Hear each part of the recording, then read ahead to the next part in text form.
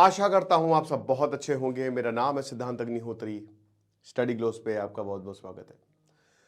तो दोस्तों, गाजा, ये जो मीटिंग है ये गाजा में हुई है, बोर्ड ऑफ पीस, जो कि डोनाल्ड ट्रंप ने बनाया है और भारत इसको एज एन ऑब्जर्वर अटेंड करेगा। बात करेंगे इसकी, लेकिन बता दूं कि 25 फरवरी से हमारी मास्टर चैट जीपीटी की क्लास, जो कि दुनिया का सबसे सस्ता एआई कोर्स है, उधर एआई समिट चल रही है।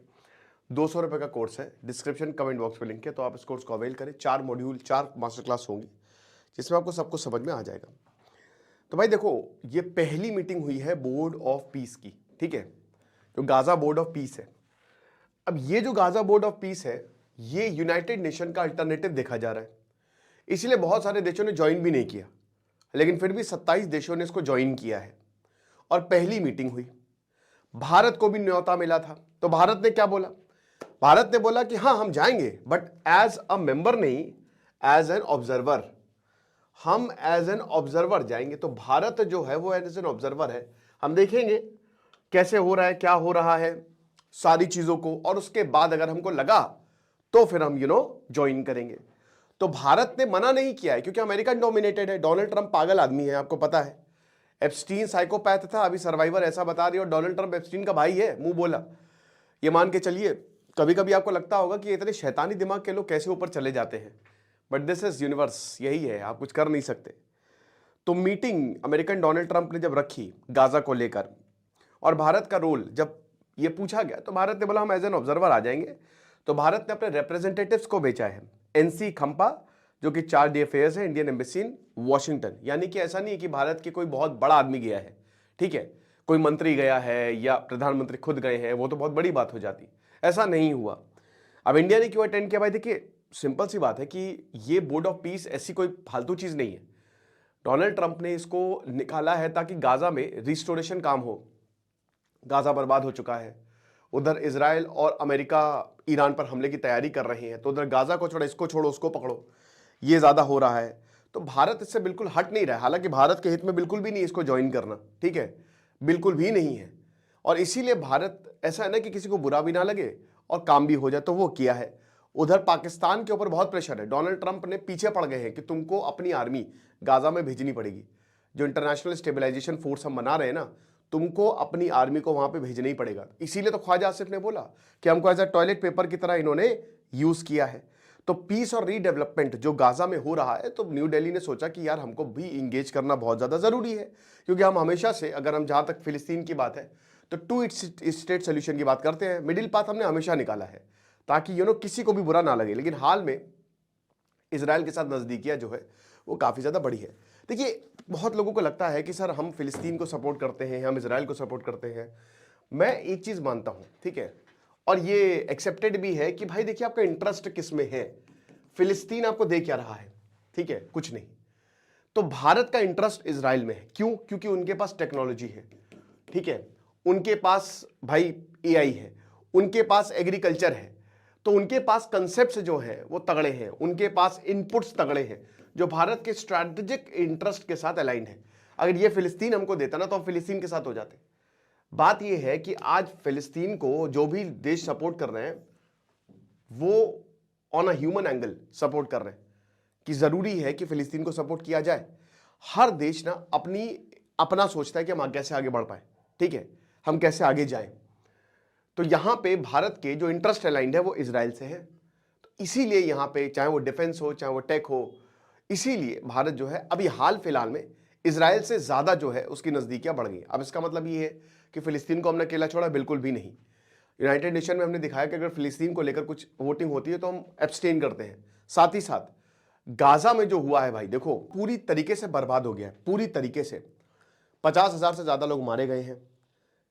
और उसके बाद फिर हमास काफी हद तक उसको बहुत कमजोर किया गया है। देखो, कुछ मिला नहीं, ठीक है, मैं हमेशा बोलता हूं मेन विलन है हमास, मेन विलन है। और जो लोग हमास को सपोर्ट करते हैं, जरा सा कॉन्टेम्पलेट करिए, इन सबसे मिला क्या? हमास ने आम लोगों को आगे रखा है, एज अ शील्ड बनाया। हमास की टॉप लीडरशिप तो कतर में है, उनको तो कोई फर्क पड़ा नहीं। गाजा बर्बाद हो गया, लोग बर्बाद हो गए। जो लोग काम के लिए जाते थे फिलिस्तीन या वेस्ट बैंक, वो भी बर्बाद। इजराइल अब नया प्लान बना रहा है कि वेस्ट बैंक को एनेक्स करेंगे। इजराइल रुकेगा नहीं, क्योंकि जुडाइज्म पे जब मैंने लेक्चर लिया था तो मैंने आपको बताया था वो प्रॉमिस्ड लैंड उनके धर्म में है भाई। ये एरिया हम कब्जा लेंगे। तो आज वेस्ट बैंक है, कल सीरिया होगा, परसों इजिप्ट होगा, वो नहीं रुकने वाला। मान के चलिए वो युद्ध करेगा ही करेगा। और यहूदियों की अमेरिका में तगड़ी पैठ है।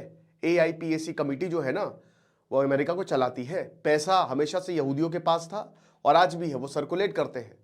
तो ये आसान नहीं होने वाला, ये जंग आसान नहीं होगी, ठीक है। और इसका कोई सोल्यूशन भी नहीं है। सोल्यूशन कितनी बार निकालने की कोशिश की गई, जो सोल्यूशन देता है, जो अमन चैन की बात करता है, उसको जान से मार दिया जाता है। ये तो हालत है, चाहे वो इजराइल के प्रधानमंत्री हो, चाहे वो इजिप्ट के प्रधानमंत्री हो, है ना। अनवर सादत को मार दिया गया था। तो बात भाई ये है कि ये कभी रुकेगा नहीं, ये चलता ही रहेगा। ये एक ऐसा युद्ध है जिसका कोई सोल्यूशन नहीं है। सोल्यूशन एक ही है, एक म्यान में एक ही तलवार रहेगी। तो या तो पूरा एरिया हमारे पास है, तो अब यहां आप कितना भी बोर्ड ऑफ पीस बना लीजिए, बट इजराइल तो अभी तो भाई उसने क्या किया, उसका अपर हैंड है, ठीक है।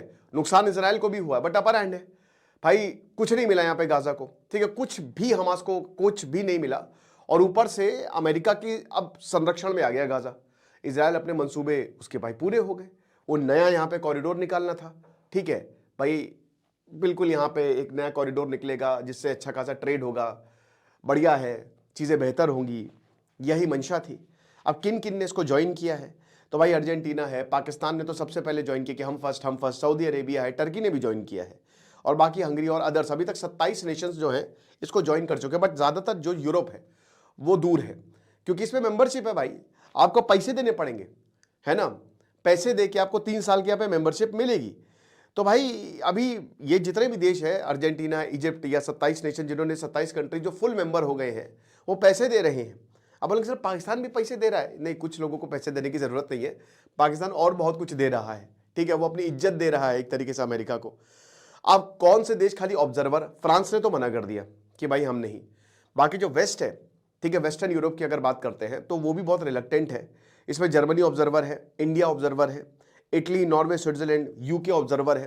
तो ये सारे देश जो है 12 से ज्यादा कंट्री, जो बड़े देश है ना, वो एज एन ऑब्जर्वर की तरह यहाँ पे आए हैं। कौन कौन देशों ने ज्वाइन ही नहीं किया है, फ्रांस ने बिल्कुल मना कर दिया है, जर्मनी ने as an observer, UK as an observer, Canada, देखिए कनाडा और अमेरिका के बहुत ज्यादा इस समय बवाल चल रहा है, बहुत भयंकर बवाल चल रहा है, ठीक है ना। तो कनाडा ने तो पहले तो इन्विटेशन को खत्म ही कर दिया था, ठीक है, बहुत क्रिटिसाइज किया था, मतलब बोर्ड को, कि क्या फालतू चीजें बना दी हैं। डोनाल्ड ट्रंप ने जब थोड़ा सा डाटा डुटकारा तो फिर अब कनाडा जो है वो कंसिडर कर रहा है। चाइना और रशिया ने तो वो तो खैर अलग ही रहेंगे, वो तो अमेरिका का है तो उसको तो कोई मतलब भी नहीं है, ये चीज़ें हैं।